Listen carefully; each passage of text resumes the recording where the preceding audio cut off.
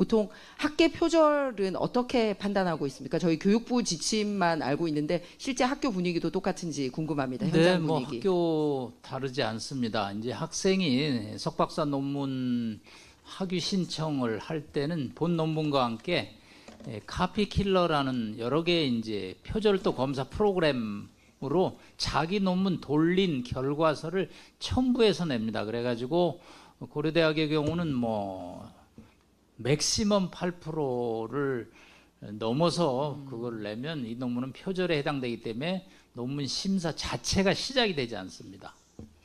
예, 그래서 저도 카피킬러에 넣고 김인석 후보 논문을 돌려봤습니다.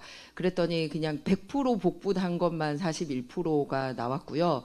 단어 하나 meanwhile, however 바꾼 거랑 그다음에 도표 형태로 보고서 형태로 정리된 거를 그거를 서술 형태로 바꾼 거 이런 것까지 다 감안을 하면 이 41%를 훨씬 더 상회할 걸로 예상이 되거든요.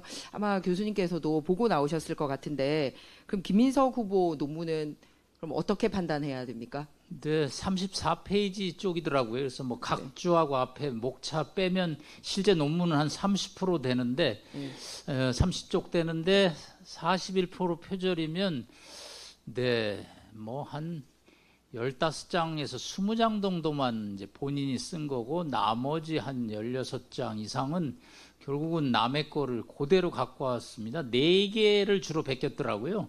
외국의 세리 게모 교수랑 그다음에 UN 보고서 등 4개를 그대로 갖다 붙였는데 간이 굉장히 크다는 생각을 했습니다. 그다음에 혹시 논문 심사하시면서 지도 교수 이름 엉터리로 써오는 학생이 있습니까? 그거는 아주 곤장을 맞을 일이죠. 그거는 네. 접수 자체가 안 됩니다. 왜냐하면 인터넷으로 네. 접수를 하기 때문에 네. 거기에 정확하게 기록이 돼야 그러죠. 되죠. 근데 사실은 논문 심사를 해주는 분이고 가장 어떻게 보면 학생 입장에서 제일 신경 써야 되는 게 지도 교수님 아닌가요? 계속 지도 받으니까. 그래서 이거 앞으로 중국에 유학 가는 학생들이 있을 텐데 칭화대라면 그래도 중국의 북경대학과 함께 쌍벽을 이루는 명문대학인데 칭화대에서 앞으로 이거 한국 학생들은 받지 말아야겠다라는 이럴까 걱정이 됩니다. 그래서 과연 심사가 이게 제대로 이루어진 것인지 김건희 논문은 1999년이라 우리 국내 프레저리즘 표절 제도가 아직 정착이 덜 된 상태라 일어난 시점인데 이건 2000년대 이후에 완전히 프레저리즘에 대한 제도가 정착이 된 시점인데 어떻게 이렇게 이루어졌는지 정말 언제 한번 칭화대 가면 물어보고 싶은 심정입니다. 예, 그래서 좀 전에 말씀드렸듯이 졸업 논문에 이제 카피킬러에서 41%그 동일 문장 나왔고요.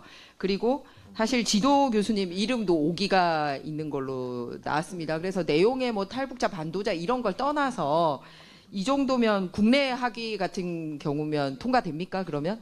불가합니다. 일단은 심사 자체가 이루어지지 않습니다. 그러니까 학위 취득은 언감생신이고 카피킬러로 해서 8% 이내로 와야지 그걸 갖고 심사하면서 또 심사위원들이 이거는 지나치니까 더 수정을 해야 된다라고 수정 요구가 시작이 되는데 41%면 접수 자체가 불가능합니다.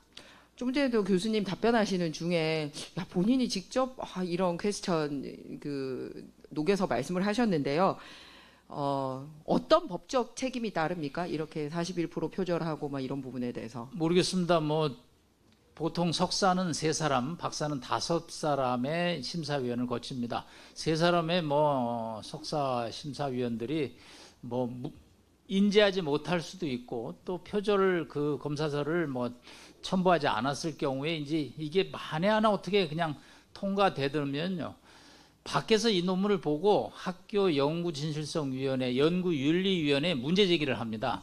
그대 학교에 귀교에 이런 논문이 있는데 귀교의 논문에 41%가 표절이라고 신고가 들어옵니다. 그러면 연구위원회에서 이 심사를 해가지고 그 지적사항이 맞으면 당연히 논문 취소의 절차에 들어갑니다. 그렇군요. 네, 감사합니다, 교수님.